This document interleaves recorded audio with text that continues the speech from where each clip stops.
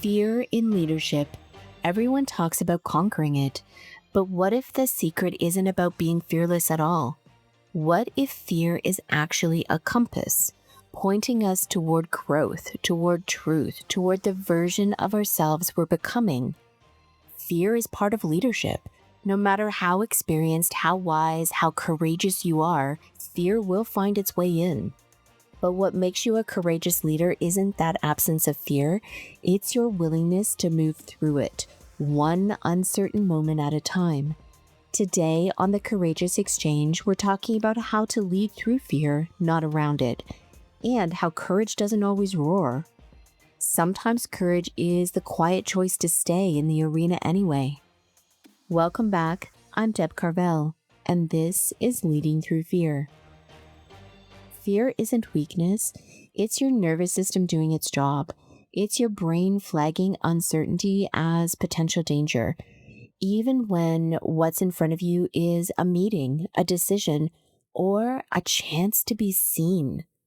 When we step into the unknown, when we take a stand, speak up, stretch ourselves, our nervous system often fires up. The amygdala, the emotional alarm bell in our brain, rings loud. Be careful, this might not be safe. But leadership asks us to keep going anyway. When you name your fear, I'm afraid I'll fail. I'm afraid I'll be judged. I'm afraid I'm not enough. You start to reclaim your power. Because what we can name, we can face. And what we can face, we can lead through. Most leaders don't talk about their fear, but it's almost always there, just under the surface. Fear of failure, fear of rejection, fear of not being good enough, fear of letting people down, fear of outgrowing your current circle, fear of being seen fully and still not being accepted. Here's what I've learned. Fear doesn't mean you're on the wrong path. It often means you're right on time. You're stepping into a bigger version of yourself, and that version will feel unfamiliar. So of course your nervous system wants to pull you back. Of course it feels uncomfortable. Fear isn't proof something's wrong. It's proof that you care deeply about what you're doing. I remember the first time I stood in front of a room of executives to pitch a vision I wholeheartedly believed in. My voice was calm, but inside, I could feel fear coursing through me. Tight chest, dry mouth, shaking hands, a voice in my head whispering, what if they don't buy in? What if they shut you down? I showed up anyway, not because I was fearless, but because I was connected to something bigger than my fear, my purpose, my vision, my values. And you know what? Some people loved it. Others didn't, and one person openly challenged me. But I didn't crumble because I'd already done the work to stand grounded in myself. Fear was there, but I didn't let it drive. And that's something I see with my clients too. In fact, I want to share a moment from one of my coaching sessions, because sometimes fear doesn't just ride in the back seat, it tries to take the wheel. A client of mine, let's call him James, was preparing a major proposal presentation. He had the vision, the numbers, the story, but fear crept in hard. He found himself procrastinating, avoiding feedback, doubting every draft. When we dug into it, the fear underneath was clear. What if this wasn't good enough? What if I put myself out there and still get a no? And in that moment, James didn't just need tactics.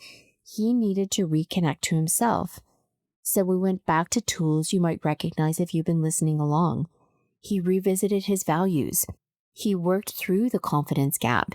He reminded himself that discomfort isn't danger, it's a sign of growth. And when he was ready, he submitted his proposal. Not only did he win the bid, he came back to our session beaming with what he called his first ever big brag. Fear didn't disappear. He chose to lead anyway. And that's what we're practicing together. James isn't alone. In fact, research shows that about 85% of executives and leaders experience imposter syndrome regularly, but only 2% ever talk about it with their teams. That gap between what's felt and what's voiced can keep fear hidden in plain sight.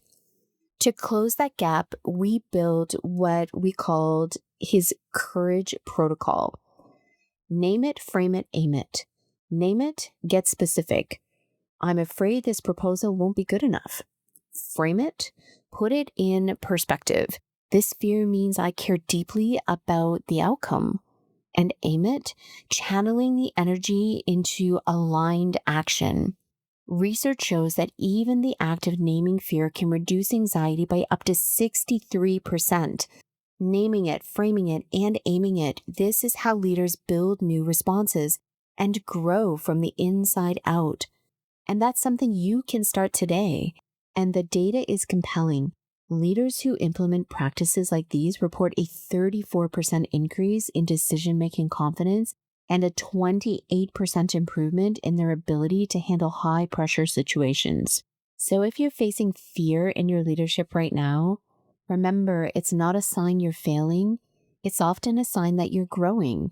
Like a GPS signal whispering, you're heading somewhere meaningful.